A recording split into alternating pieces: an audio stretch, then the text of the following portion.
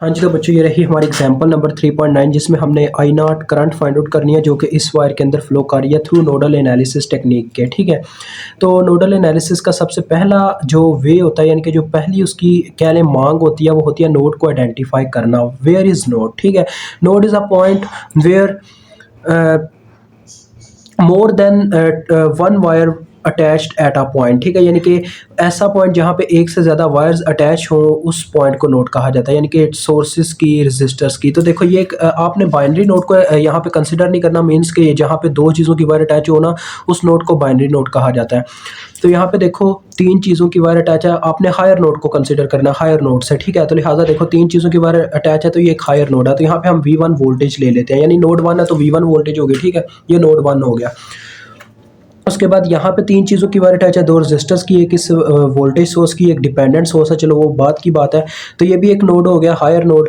तो ये V2 voltage हमने यहाँ पे मेंशन कर दिया। ये अपना V3 वोल्टेज हो गया क्योंकि यहाँ पे भी देखो तीन वायर्स अटैच हैं, दो रेजिस्टर्स की, एक इस वोल्टेज सोर्स की। और नीचे एक और नोड है बच्चों, ये चौथा नोड है हमारा। यहाँ पे आपने V4 वोल्टेज नहीं लिखना, इसको ग्राउंड करना, बिकॉज एक नोड लाजमी हमें ग्राउंड करना पड़ता है, बिकॉज अदरवाइज हमारा करंट फ्लो नहीं कर पाएगा। एक पॉइंट लाजमी न्यूट्रल होता है तो इसको हमने न्यूट्रल कर दिया। ठीक है, तो बच्चों केसीएल के थ्रू इस क्वेश्चन में सॉल्व होना है। सबसे पहले तो हम यहाँ पे दो काम कर लेंगे। यहाँ पे देखो सुपर नोड भी बनता है, और दूसरी बात मैं आपको बताता चलूँ कि ये ज़रा आपने V3 वोल्टेज की वायर पे ज़रा गौर करना। सुपर नोड उस वक्त बनेगा जब आपके वायर में देखो एक वोल्टेज सोर्स लगा और उसके अलावा कोई चीज़ ना हो दो नोड के दरमियान। ठीक है, दो नोड के दरमियान देखो ये वोल्टेज सोर्स लगा और उसके एक क्रॉस कोई और रजिस्टर नहीं अटैच इसके अंदर, तो लिहाजा ये एक सुपर नोड बना रहा है, लेकिन ये न्यूट्रल के साथ है। लिहाजा जब न्यूट्रल के साथ बनता है ना तो उसमें किसी एक वोल्टेज सोर्स की वैल्यू मिल जानी होती है। तो देखो हम इस पर सुपर नोड लगाते हैं। जिस तरफ प्लस का साइन है वो वाला नोड के वोल्टेज प्लस में आ जाएंगे। देखो प्लस का साइन है V3 की तरफ तो V3 वाले प्लस में आ गए, माइनस किस तरफ है, माइनस है जीरो की तरफ, जीरो वाले नोड की तरफ, तो ये आ गया -0 इज इक्वल टू जितने वोल्टेज थे उस वोल्टेज सोर्स के, तो इज इक्वल टू 6। तो देखें यहाँ से आपको V3 की वैल्यू मिल गई 6 वोल्ट। ठीक है, अब दूसरी आपने यहाँ पे देखना है, दूसरा एक और यहाँ पे नोड बन रहा है सुपर नोड, ये वाला देखो ये दो नोड्स के दरमियान एक वोल्टेज सोर्स लगा, चाहे वो डिपेंडेंट या इंडिपेंडेंट है, बात वोल्टेज सोर्स की हो रही है। तो इसको आपने इस तरह से शेड कर लेना, बिकॉज इसमें ये नहीं है कि हमें किसी वोल्टेज सोर्स की वैल्यू मिल जाए, इसमें हमें वैसे ही सुपर नोड के ऊपर KCL चलाना पड़ेगा। और इसकी वैसे भी एक इक्वेशन तो आपने बनानी है। देखें प्लस का साइन है V1 की तरफ तो ये इक्वेशन बनेगी V1, आगे माइनस का साइन V2 की तरफ तो -V2 is equal to 2Vx, जितनी उसकी वैल्यू थी। अब ये एक डिपेंडेंट सोर्स है तो ये Vx की वैल्यू पे देखें डिपेंड कर रहा है, तो हमें Vx की जो वैल्यू बनती है ना वो पहले हमें Vx की भी इक्वेशन बनानी पड़ेगी। देखें Vx इस रजिस्टर के क्रॉस है तो एक लिहाज से यहाँ पे भी एक सुपर नोड ही बनता है। अगर हम Vx की वैल्यू, मैं आपको उस तरह से बच्चों समझाता हूँ हर दफ़ा कि आपको समझ आ जाए। देखिए ऊपर V2 वोल्टेज मेंशन है और आप समझ लें रजिस्टर नहीं है, हमें वैसे ही वोल्टेज की वैल्यू पता है जिसका नाम Vx है, बस वैल्यू नहीं पता, मतलब उसका नाम तो पता है ना। और नीचे ये न्यूट्रल है 0, यानी कि दो नोड के दरमियान है। देखो ये भी एक सुपर नोड इस तरह से बन जाएगा बाउंड्री के अकॉर्डिंग। ये आपका मतलब मेन सारा ये माइंड का काम होता है, इसको ऐसे ड्रा करना नहीं होता वहाँ पे। ये मैं जो मेन जो आपका माइंड का काम होता है वो भी मेरा काम होता है आपको करके दिखाना। अदरवाइज यार मेरा फिर आपके पास मौजूद होना या ना होना एक बराबर हो जाएगा अगर मैं ये पॉइंट्स यहाँ पे नहीं बताऊंगा। ठीक है, तो ये मेरा फर्ज बनता है। तो देखो इसकी क्या इक्वेशन बनेगी, V2 की तरफ प्लस का साइन और माइनस का साइन 0 की तरफ है, यानी कि आ जाएगा V2 - 0 is equal to Vx, यानी कि Vx इनडायरेक्टली हमारे पास किसके बराबर आ जाएंगे, V2 के। ठीक है, तो देखें ये इक्वेशन काफ़ी सिंपल हो गई है, बस मैं आपको अभी बता दूंगा, टेंशन नहीं लेनी। ये क्या था, V2 - 0 is equal to Vx आ रहा है। अब आप इसको देखो V2 is equal to Vx आ गया। ठीक है, तो ये आपके पास आ गई इक्वेशन, यानी V2 की एक पुटिंग करने वाली वैल्यू है। तो देखो अब हमने KCL अप्लाई कर देना सुपर नोड पे। ठीक है, apply KCL at super node. Main super node वो ही है जो आपने शेप के अंदर शेडेड किया है, ये हमारा सुपर नोड है। इसके घेरे में जितनी वायर्स आ रही हैं सब के ऊपर KCL अप्लाई हो जाएगा। अगर किसी वायर की आपको करंट नहीं पता तो आपने I is equal to V/R वाला फार्मूला लगाना है, यानी कि ओहम्स लॉ। ठीक है बच्चों, तो देखें सबसे पहले ये इसके घेरे में देखो ये दो वायर्स आई हैं, इस साइड पे ये दो वायर्स आई हैं, तो इन सब चारों वायर्स की हमने करंट लिखनी है। पहले इस वायर की करंट लिखता हूँ। तो देखो ये जो करंट है इस वायर की, मुझे इस वायर की करंट नहीं पता, तो लिहाजा मैं इस तरह से करता हूँ, इस नोड में से करंट को लीव करवाता हूँ। तो केसीएल में हमने एक साइड पे लिविंग करंट और दूसरी साइड पे एंटरिंग करंट लिखनी होती है। तो इस वायर के अकॉर्डिंग हमारी करंट V1 में से लीव करी, यानी कि एक लीविंग करंट है, V1 में से निकले, लिहाजा आ जाएगा V1 माइनस, एंटर कहाँ पे जाके करेगी 0, यानी कि 0 वाले नोड में। तो ये आ गया V1 माइनस 0 और जितनी रेजिस्टेंस रास्ते में आई वो बटे में लिख देंगे 12 के। ठीक है, ये इस वायर की करंट हो गई। अब ऊपर वाली वायर की बात करता हूँ। यहाँ पे भी मुझे इसकी करंट नहीं पता, तो लिहाजा मैं V1 में से करंट को लीव करवाता हूँ।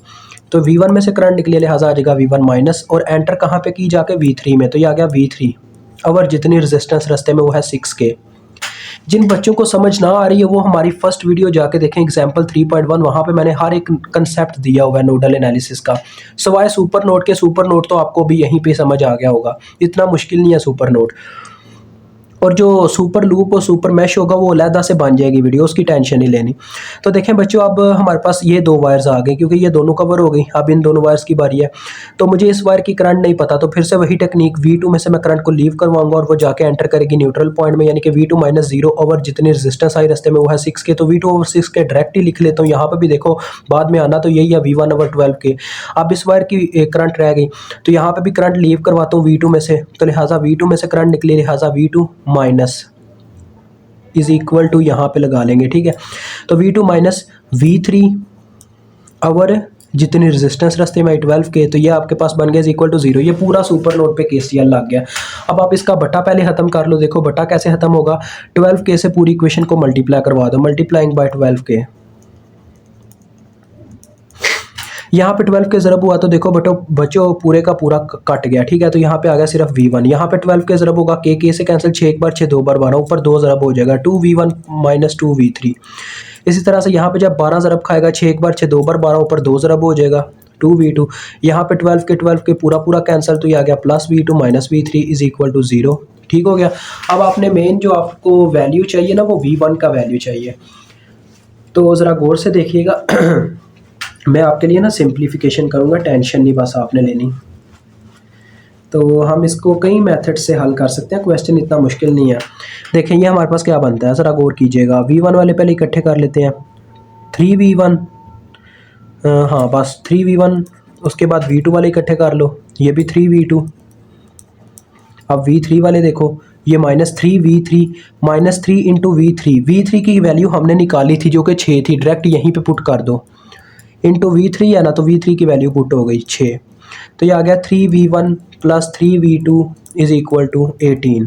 ठीक है बच्चों, तो वो जो आपने इक्वेशन बनाई थी सुपर नोड की V1 minus V2 is equal to 2Vx, उसको पहले यहाँ पे नीचे लेके लिखो, V1 minus V2 is equal to, इसको इक्वेशन 1 कह लो, ये जो आपने निकाली है। ठीक है, और is equal to 2Vx। Vx की वैल्यू क्या हमने निकाली थी, चलो वो मैं बाद में पुट करता हूँ। ये देखें Vx की वैल्यू हमने V2 की फॉर्म में निकाली थी, तो ये आ जाएगा V1, V2 दूसरी जानिब जाके जमा हो गया, तो 2, ये आपको पता है Vx डायरेक्ट V2 के ही इक्वल है, तो V2 2V2 ये बन चुका हुआ है, और V2 उधर जाके जमा भी हो गया, यानी कि V1 बराबर आ गया 3V2 के।